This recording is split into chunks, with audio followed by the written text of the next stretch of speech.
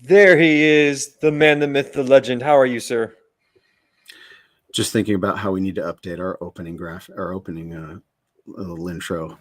It's like fond memories. You see the chat session, the little Yeah. bumper at the top, and I'm like, that in Hollywood, it's like you always do upgrades and updates to keep current and stuff. I'm like, that one probably needs to be updated, but Yeah. it suffices. I have fond memories of when that was first. Oh, it's Carrie's in here in the comment section. Carrie's the first in. Sweet Homeburg is Good in here. morning.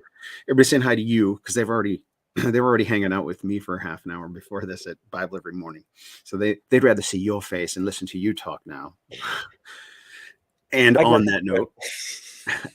that note, when I popped in before the show started, you were already going off with producer Gina about something. Yeah, no, this is a topic that I think really brings people together, and it's the way it began is tragic and horrible, but where it will end, I think, is exactly where our country needs to be. Oh, good. So, yeah, I've been following this, and thank God for people like Tucker Carlson, right? I mean, that's where I've been getting uh, my headlines, right? You only have so many hours in the day Yeah. to live, to do, and to absorb knowledge. And I think it is incumbent upon us as humans and as Christians who want to affect positive change, right? God is doing something, and we want to make sure we're paying attention to what God is doing. And that means, pay attention to what's going on at the highest levels, at all different levels. And man, this train derailment. I'm going to let you go off here in a second, but I have to pontificate here a little bit. So our Secretary of Transportation, or whatever the role is, Pete uh, Buddha Judge, whatever. So he said the other day, in trying to put this train derailment in perspective, he goes, no, look, there are she's trying to downplay it, or trying to I don't know, justify his inaction. There are 1,000 train derailments a year. All the time. Yeah. He's like, look, this is just common. It happens. It's like, no, wait a minute, dude, you are confessing your sins openly. A Yeah. 1,000 train derailments a year is the problem, right? It is part and parcel of the failure of you and your job and our administration and our infrastructure. It's like you are spending so much time and money sending elsewhere in the planet for things that don't matter to us, yet our infrastructure is collapsing right around us. Saying 1,000 train derailments a year to downplay this thing, it's like you can't even see your face in the mirror, dude. You're looking straight in the mirror. You But, don't even know what you're looking at. but Michael, hold on a second. Don't you know that's not important? What's important is diversity, Oh yeah, equity, and inclusion. Don't you know those that's the white, priority? That's the all those real white people. priority. Those Yeah. white people are so evil. Yeah. That's Pete's actual priority, and that's what he actually focused on when he actually went to Ohio and did a little. What was it? He went to some conference, and Dr. Turley and Mark Dice covered it, and he was like, what's really important is the fact that when you go to these communities, you only see white contractors. That's really bad. We need to change that. Meanwhile, since February 3rd, today's the 17th. Since February 3rd, there has been a massive tragedy impacting the people, the environment, and the wildlife in and around East Palestine, Ohio. And not just there, mind you. Okay. If you look at the trajectory of this, well, chemical cloud, it's bad. It's not Chernobyl bad, but it will have the same lasting impact as Chernobyl did. And that's my biggest point. So I'm sorry, go ahead. You were talking. Well, no, it's the equivalent of a bomb, right? A weapon being detonated in the middle of a populated region, right? So we watch movies, right? And we think, New York City with a nuclear bomb going off, it's like devastation. But that's the max, right? That's like the Right. ultimate, the biggest. But it happens on different scales, and it just happened. It literally just happened. That's why it's this Chernobyl-esque. Chernobyl was like that area was devastated if something happened, and the life that you've lived there and for generations, right? Families have grown up there, and we've lived in this region, and my great grandfather was a farmer over on that hillside. We don't own the property anymore, but that's the history, and I stay in this town because of that. Like it's the fabric of a community, of a nation. Well, the bomb just went off in one of those ancient, not ancient like in over in Europe, there are 2,000-year-old temples and stuff. So the United States isn't quite that ancient, but it's still the same history that's been building. And Right. when you just totally ignore the devastation, it's a sign of a cancer, a sickness that is kind of taken root. Ugh. All right, for anybody who doesn't know what we're talking about, Constitution vet, let's give us an overview and take us in a direction here. Okay, so the sources I've been using to get my information are from Dr. Steve Turley, Mark Dice, and The Quartering. Both channels that I think are all pretty good. And so, yeah, February 3rd, a horrible tragedy happened where a massive train derailment didn't just cause a major accident. It released toxic chemicals into the air. And the most deadly chemical weapon used in World War I was just voluntarily, intentionally. yeah, Right? it was The worst chemical weapon from World War I. I forgot the exact name, but I know chloride is in the name. I know that. Yeah, it happens when you light on fire this one chemical. Like this chemical, you light it on fire, it converts to another chemical, which is deadly, deadly, deadly. It's like, oh. That's it. Phosgene. Phosgene, yep. Phosgene, yeah. So, yeah. So this happened on February 3rd. Now, what's funny is I didn't know anything about this. I was just scrolling through my memes. I go onto memes. I try to keep updated on what the cool kids are doing nowadays. And so I keep seeing these little memes, these posts about this horrible thing going on. I was like, what is this? And I can't find anything about it. I was like, that's weird. But I did find some things about it on the local news channels in and around Ohio. I was like, okay, well, this has to be somewhere on the major news networks. Nothing for a few days. Nothing. Then, thankfully, Fox News came on and said, hey, this is kind of a really big deal, and no one's talking about it. And then we hear reporters getting arrested by local authorities. Then we hear the fact that certain government agents are either doing the wrong things or nothing at all. But still, nothing's being said by the legacy media. Nothing's being done by big government. Instead, there's been this distraction of, UFOs around the Great Lake region. What? This has all been a major distraction. But finally, you have the amazing MSNBC come out and start talking about it. But then, of course, they start blaming Donald Trump because obviously everything's Trump's fault. Clearly. Yeah. See. Okay. Joy Reid had the great wisdom in saying that, this is all because Trump refused to improve the brake systems on trains when he was in his term. So this is obviously Trump's fault. And, no, it's not his fault. Here's the way I understand it. Local authorities basically government authorities chose to, instead of doing other things, they chose to let the gas just burn.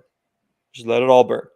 And so you see this massive, towering black smoke I shouldn't say smoke, it's chemical gas, just cover a massive region far beyond Ohio.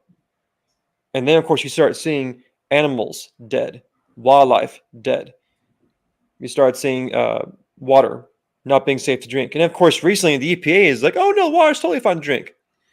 But then you have guys like Senator Vance, I think, from Ohio, come down and say, okay, you think it's safe to drink? Come on down and drink it yourself. Show us that it's safe to drink. Oh, and by the way, where's Pete Buttigieg? Where is he? Isn't he the head of transportation? Isn't he the one who has to answer for all this?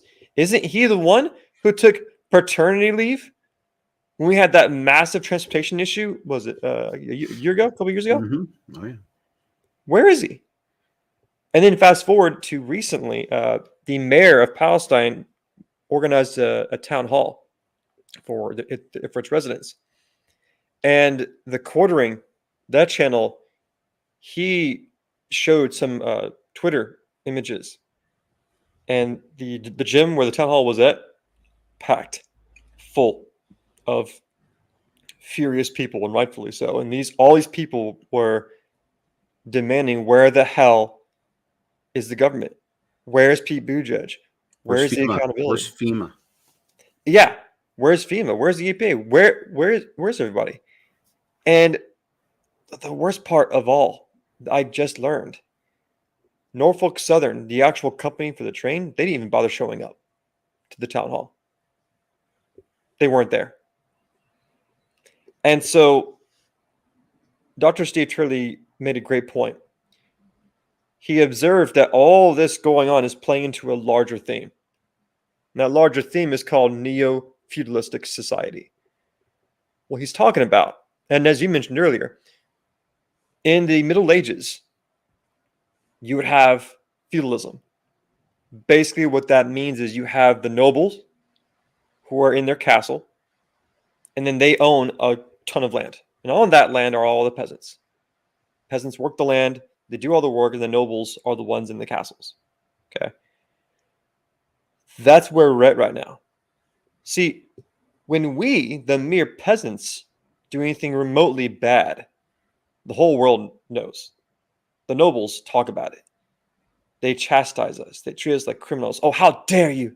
How dare you use gas in your car? How dare you want to, increase fossil fuels? How dare you want to drill for oil? No. We want to go green, right? And yet, when this horrible thing happened on the government's watch, nothing. Silence. Oh, there's nothing to see here. Look up there. Look, it's a UFO. Look up there.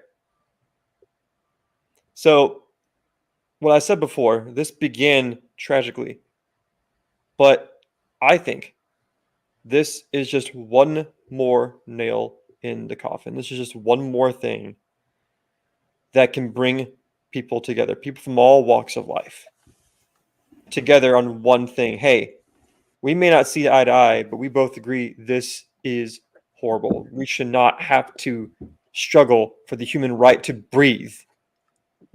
We should not struggle to have the human right to have safe water. We should not struggle to have a fentanyl crisis. We should not struggle to have an open border crisis. We should not struggle to have gas soaring.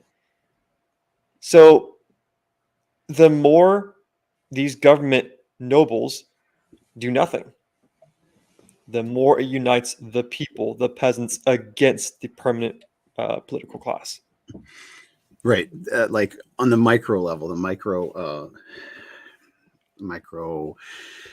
I guess economic microcosm or micro social in Palestine, because that's what I was always wondering, is it Palestine or Palestine? But everybody I hear pronounces it Palestine, which is how we Americanized, language.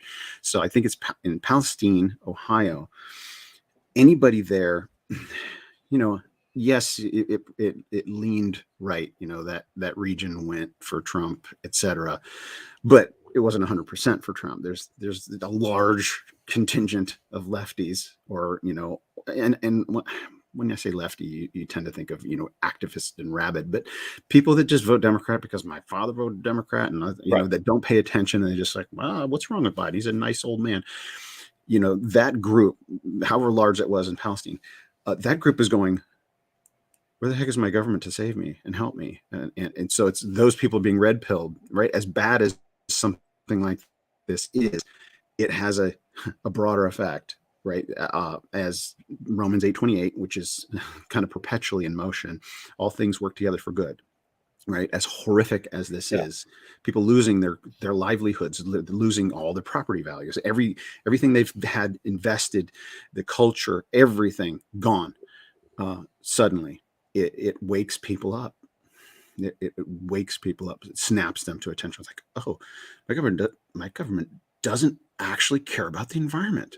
They don't give one whit about the environment. They don't care at all. In fact, they're going to just, I understand one of the rationales was, so I guess one of the because there's multiple different chemicals in these different tanker cars, and one type of chemical was when it gets to a certain temperature, it explodes, and so essentially it would have been like a concussion explosion a mile in radius, or like a Sure. half a mile radius. So it literally would have it would have been literally a bomb going off, and everything within a mile radius would have been like destroyed, like leveled. Right. And so, okay, what's the lesser evil is to Right. release these deadly chemicals into the atmosphere. And so there was a decision that was made, but the problem is the communication to the community and the Yeah. transparency. And it's like, this was our fault, we did this, and legal liabilities. So Tucker had a couple on, and and after they testified on Tucker, I had this visual. But she's like, they showed up, these people, these inspectors or something, showed up to our property, and we're like, oh, is this, you guys are testing? No, they were from the train company, right? They were hired by the rail company, and so this is a CYA endeavor, right? Obviously, a big wealthy business is going to like, we got to go in there and do some damage control. And they were sending their inspectors, and they showed up, and they're like, here, will you sign these documents? And of course, obviously, they're going to come with documents, so that's expected.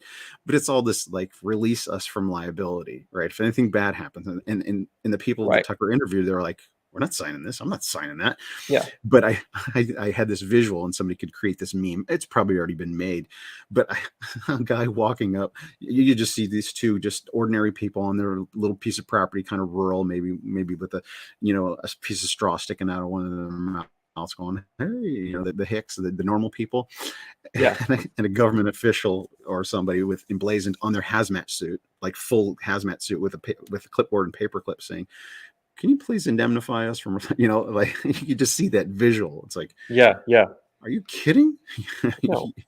You know how deadly this is, and you're wanting the release of liability from us. We don't have hazmat suits. Why isn't the government providing us with hazmat suits? Why isn't the government providing us with safe places to live while you clean up your mess? Right. Well, you make a great point. The decision that they made maybe was the best decision at the moment, but the failure is the fact when that decision was made, no one talked about it. No one told anyone about it. The big legacy media said nothing. The administration, the Department of Transportation said nothing. Instead, they focused more on diversity. And when Pete Buttigieg finally did say something about it, he mentioned words such as, well, train derailments happen all the time. It's totally normal. Okay, first off, those derailments do not spew toxic fumes into the air that can impact people for decades. So, how about you get off your paternity leave, stop showcasing diversity, and do your damn job? And that's what the people are demanding. Sadly, I don't think it's going to happen because this permanent political class is not about getting the job done. It's about deflection. It's about securing their power and maintaining their power and embracing that Marxist ideology, which is we are good. And if you just shut up, color, and accept what we're telling you, then everything will be fine. But that's not happening. Well, here's what's crazy. And so I was just thinking about this actually just now as you were talking. But at first I thought, well, if this happened under Trump's watch, headline news, right? Of course. I mean, he'd be blamed, but he would be there, right? He'd be addressing it, right? People would be blaming him. Oh, Trump did this, but he would actually be addressing it in the best possible way. He'd be saying, all right, who do we have? What resources does the federal government have that can mitigate these, these circumstances for these poor Americans? And then I thought, well, if it happened under George W. Bush's watch, same thing, right? He would be there, right? Everybody blamed him for coming to Katrina 2 days late or something, but he did, like, he was there, right? It was just, he didn't show up the day of, like, well, Biden hasn't shown up at all, right, to this thing, and it's been a couple weeks already. But then I thought even further, it would have been, the news cycle would have been different under Trump. The news cycle would have been different under Bush. The news cycle would have been different under Bill Clinton. Right. Like, he would have been there. Like Bill Clinton would have pointed this out, right? This is an example of how far the divide has come in such a short amount of time of what's going on at the top of our culture. And we are Right. living in exciting times, to say the least. Exciting Well, you times.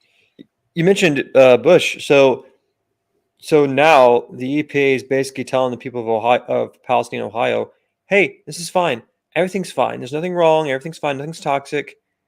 And then the quartering showcased this little response by the people, by some person. This person said, that's what you said about 9/11 and Ground Zero, but that was a lie. Because 9/11 Ground Zero, we were told that everything in the air was fine. It's fine. No, it wasn't. That was a straight out lie.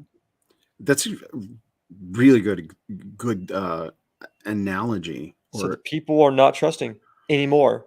Our trust with the government is gone. And personally, I'm okay with that. Because the more distrust there is, the more the people will start waking up. Should there be a government? Absolutely. But when it gets, like you just said, when the divide is this huge, and the people, hey, what's up, William? When the people get so infuriated with the ruling class, not Democrats or Republicans, with the ruling class, again, you start seeing people come together on basic human rights, like breathing. Like breathing, right? The basic right to breathe. So there's somebody being really, really loud in the comment section. It's like it's blowing my ears out. It's William Archibald. He's just shouting. He's like, hello, William, making his presence known. What was I going to say? God's in control. Well, yeah, that's definitely what I'm going to say. When disasters happen, when these catastrophes happen, and you have the Wuhan, the Wu flu. I better be careful, but you have these horrific things happen, and then people start thinking, was it intentional? Right? Is this intentional? And there's a certain intentionality to it. They certainly intended not to,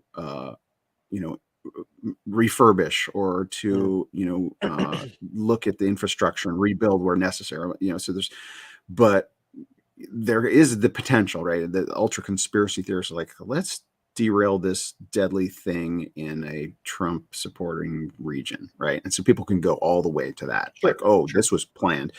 But the fact of the matter is, in the digital realm now, where everything is controlled digitally, you could plan these things. These things could be planned, right? If somebody took over the infrastructure, the rail infrastructure, and said, we're gonna speed this train up. And I don't know what the controls are, but is there a remote way to speed a train up around a corner to explode these particular chemicals and this and that? So there is that type of warfare potential, but that's not the direction I wanted to go in. I want to focus on the human toll that is right. So this is a community that is changed forever, like forever. There's nothing they'll ever be able to do about it. It is gone. The lives they lived are forever transformed, for the worse in certain regards, but also for the better, right? There are people that are now drawn closer together. You talked about that town hall meeting, all those people gathering together in the school gymnasium. And these are people uniting around a cause, right? That they've never united before. They've never been on the same page like this before. And so that's a net positive. And I look at like the project I've been working on, 2 million people massacred, genocided.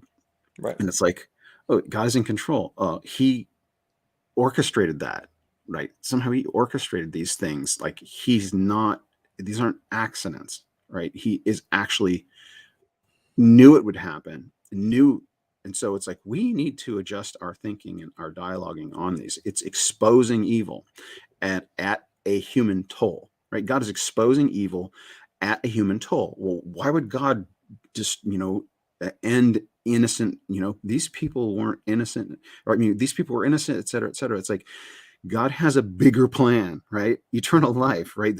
We have eternity in heaven on earth, right? And so the innocent suffering. I mean, there's a verse in the Bible where it literally says God killed this one child, this child, because if he had lived, he would grow up in a wicked generation and may have turned away from God. It doesn't say it in those words, but that's the implications. Like, and God took this son so that at least one righteous person from this lineage would live forever. Because a child that dies is going to live forever, right? Every one of those little babies that never get to even form in the womb, they're going to have full bodies, right? They are going to get, we're going to meet a bunch of these babies who never got to even come out of the womb. We're going to meet them personally.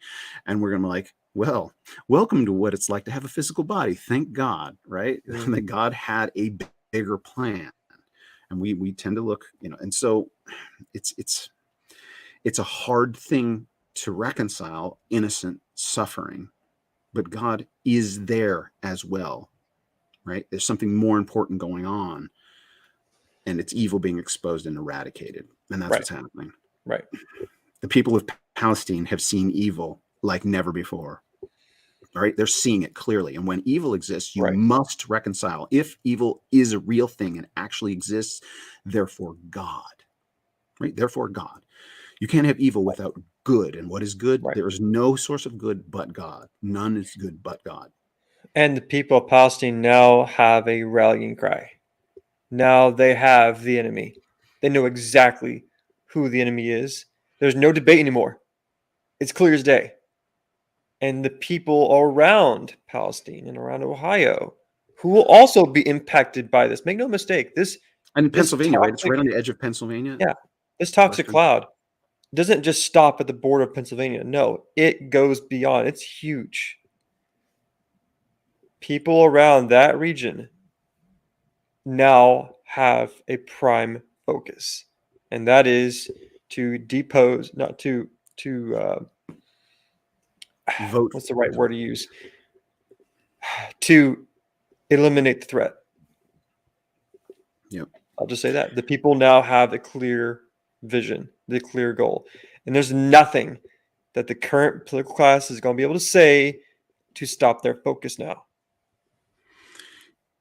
Here's another thought that I had. So, you get conspiratorial, right? So we all, not all, but we tend to kind of think through things and like, I wonder if there was any intentionality to this, it's like that JD Vance guy, this isn't his state, right? That JD Vance guy, that guy that really, really important person who won his seat in the Senate, right? And it's like, you would think, let's target his district, make misery for him. And it just fueled his fire, man. He's just, he's got that now in his platform to humiliate and expose all of the corruption. He's doing his job. Yeah. Every senator, every representative is supposed to be doing that, to represent the people. And that's the beautiful thing about our government system, is that we have those branches. The beauty of our system is you can have a backwoods hick rise to the Senate. Right? That's 100 people who are absolutely the most elite people in the country. Right? The senators. That is an elite. Every one of them has this huge ego now. I'm like, I am historic. I'm a historic character now. I am a senator of the United States of America. I am going down in history. Right there. Every one of them has that. Some of them, it's a fleeting thought. They're like, okay, yeah, that's true, but I have business to do that's important. And other ones are like, oh, that's my legacy. I'm a senator, and I've been a senator for this long, and my name is on that bill that was apparently a good thing, and my name is on that bill. It's like, do your freaking job for the people. And JD Vance, like people like him, just one person like that getting into the Senate, it just can wreak some havoc in the best possible way. Man, Tom is already up. Good. I'm glad we're talking about this. Is a really important topic. Yeah. Good pick. Good pick, producer Gina and Ben. Thank you. All right. You get the last 10 seconds. All right, Patriots, never surrender, never submit. Keep digging, keep searching, keep praying, and never back down. Never surrender. Love you all. And remember, God is